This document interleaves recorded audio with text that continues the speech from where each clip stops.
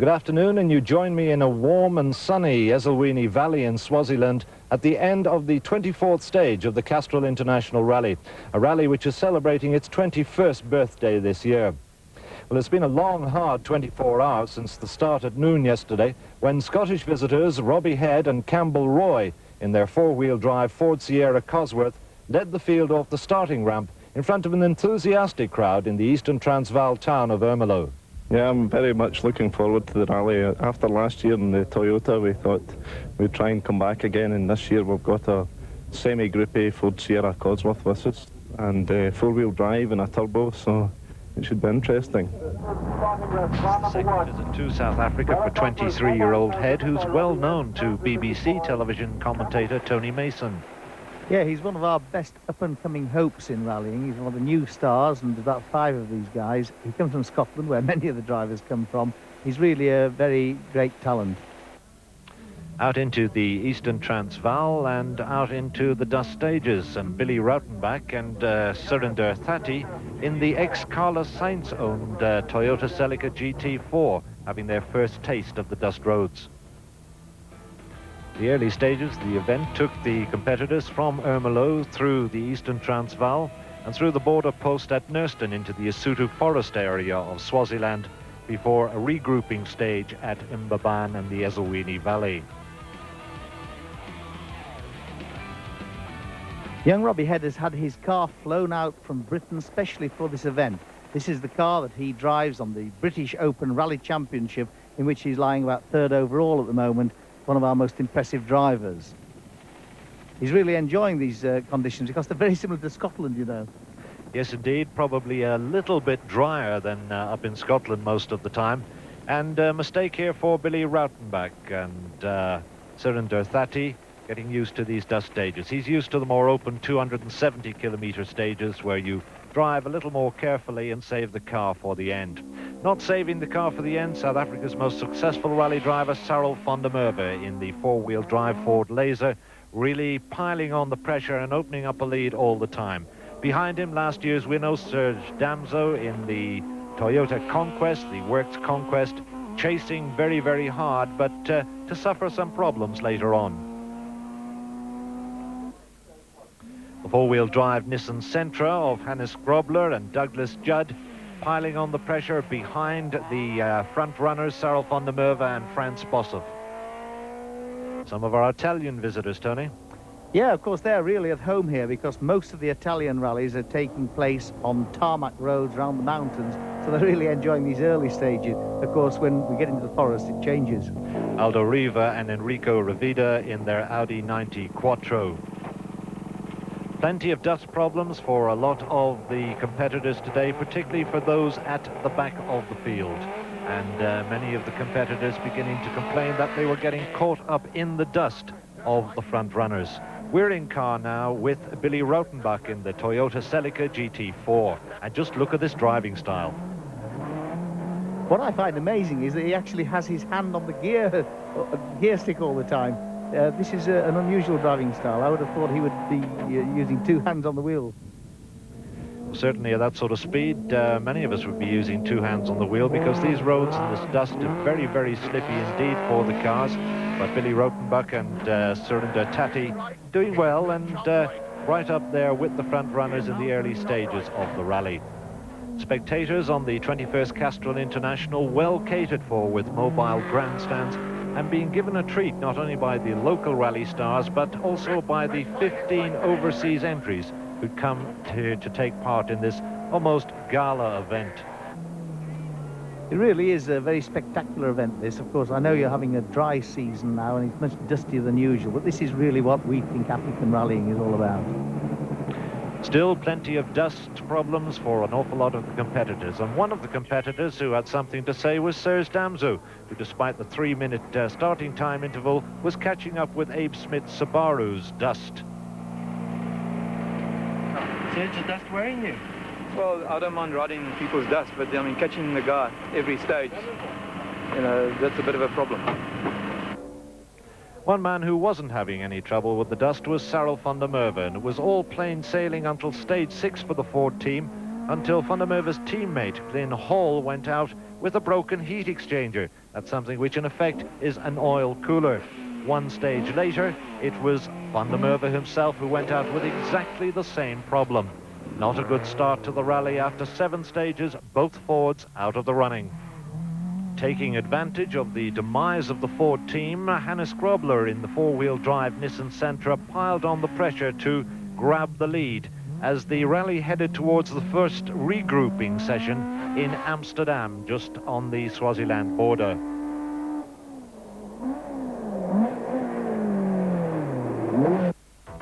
By late evening, the Ford crew were already happily, or maybe slightly unhappily, installed in the Amsterdam hotel, indulging in a little extra coolant or perhaps drowning their sorrows. As night fell, Hannes Grobler led in the Nissan team, his lead at this stage 13 seconds over his nearest competitor. Grobler and Judd and 13 seconds ahead of Habig and Constable in the Volkswagen Golf Synchro, who had 1 second advantage over Nick Duval and Guy Hudson in the second, the Nissan Sentras. Ed and Roy in 4th place, Rautenbach 35th, and Serge Damso uncustomarily low down the ratings in 6th place as they headed across the Nurston border and into Swaziland after a short supper break and regroup. The night stages through the Lesotho forests in Swaziland were to present plenty of problems, not for front-runners here, Hannes Grobler and Douglas Judd in their Nissan Sentra, but for those further down the field. And we'll be back with more news on the Castrol International Rally in just a moment. Misty Lesotho forests, and Hannes Grobler sees daylight and his lead has disappeared. A charging Serge Damso has moved up through the field and is now heading the pack as they headed through the forest and down to the next regroup stage at the Ezulwini Valley. And problems too for Robbie Head and Campbell Roy from Scotland. They went wide into a bend, banged the car into a rock and broke a rear wheel. They actually drove 3 kilometres out of the stage on just 3 wheels, and of course it dropped them several places in the overall positions. But Head and Roy later to make a charge in the placings, and could be one of the runners in the final stages tomorrow. Down in Class C, Eric Saunders and Thilo van Westernhagen in their Toyota Conquest leading their class, and Jürgen Snell, 19 years of age, and his navigator Marty Olivier leading Class B. Second in Class B, Paolo Piazzo Musso and Neil Watt in their Uno Turbo, performing very well at this stage. Now into the lead, Serge Damso in the Toyota Conquest adds seconds to his lead on virtually every stage. Yanni Habig and Mike Constable in their VW Golf Synchro are a team never to be discounted, and in the latter stages of the 3rd section of the rally, they were chasing hard on the heels of Hannes Grobler and Douglas Judd in the Nissan Sentra, trying to capture Grobler's 2nd place. Shortly before noon today, the cars moved out of the Lesotho forest areas and down into a sun-drenched Ezulwini Valley at the end of the 24th stage of what had proved to be a grueling, tiring and tough 24 hours of top-class motor rallying.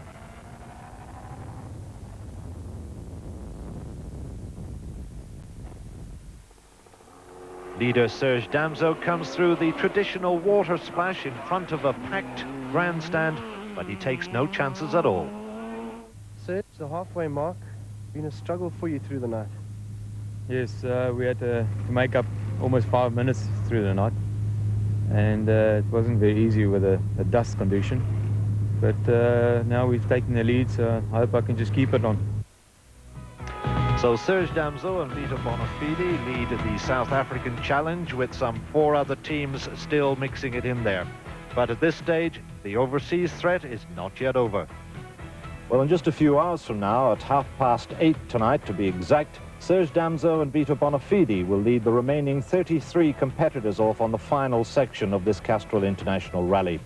And that section contains 17 special stages through the night and tomorrow morning. In effect, a full national rally in itself. 22nd of forests yet again. Ahead of them, 17 special stages, in effect, a full national rally championship.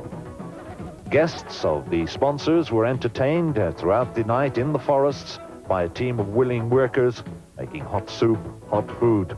And a team of public address commentators kept the crowds in the forest informed about what was happening on the rally route. 3 minutes and 6 seconds. During the night, Nick Duval and Guy Hudson became the first of a growing list of retirements when their four-wheel drive Sentra hit a rock, breaking their rear suspension and putting them out of the rally.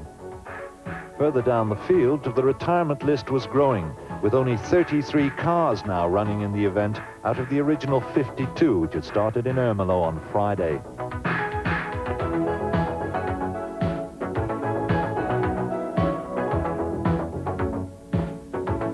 Serge Damso and the Toyota continued to maintain his lead early on Sunday morning, but his 1.5-minute advantage was cut by 28 seconds when a puncture on stage 35 allowed the Nissan of Grobler to creep up closer. Habig, 2 minutes behind Grobler in the Golf Synchro, had fought through the night and by Sunday morning had settled comfortably into third place. Further down the field, the battle for fourth place was really hotting up between the Toyota Celica GT4 of Billy Rautenbach and Surinder Thati, fighting hard to maintain that position. But behind them and piling on the pressure was the Ford Sierra Cosworth of Robbie Head and Campbell Roy, and they were really coming to grips with the rally now and thoroughly enjoying their drive. Enzo Kuhn and Johan Seeling in sixth place in a Toyota Conquest which was really beginning to feel the pressure of battle now.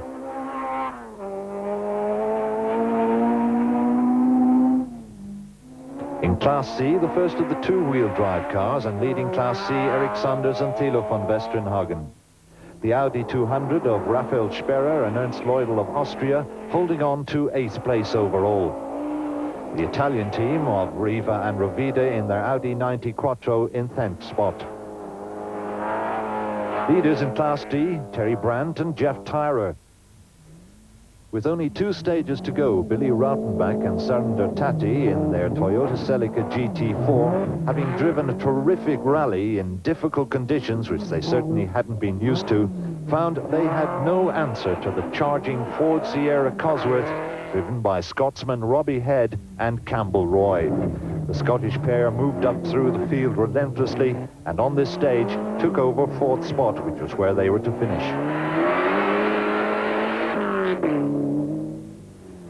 With only a final 4.1 kilometer stage at the Ezulwini Sun in Swaziland ahead of them, Serge Damso and Vito Bonafide in their work-centered four-wheel drive Toyota Conquest prepared to set out.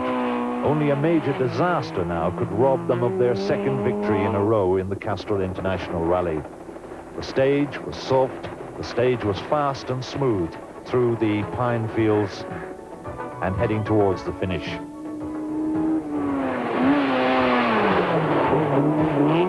Damso and Bonafide powered through the flying finish at the end of this special stage to finish the Castrol International 1 minute 23 seconds ahead of Hannes Grobler and Douglas Judd. At the finish, supporters of the Toyota team very happy. It's been a long rally, 1,100 kilometers behind them, and congratulations from the team and their supporters.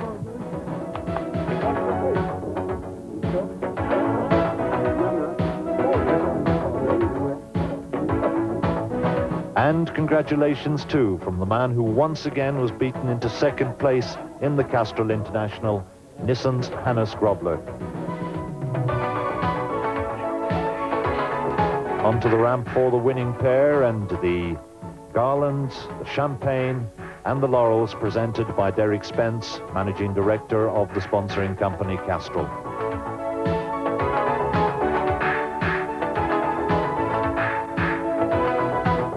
Jubilant Serge Damso on the left and his navigator Vito Bonafide. And so the 1992 Castrol International Rally finishes up with 2 in a row for Serge Damso, his second win in 2 years. Once again the bridesmaid Hannes Grobler in the Nissan Sentra. Yanni Habig coming home in 3rd place ahead of Robbie Head, then Billy Rautenbach. Enzo Kuhn with a very, very sick car finishing. First Class C car home, Eric Sanders, and Jürgens Nell winning Class D in the VW Golf.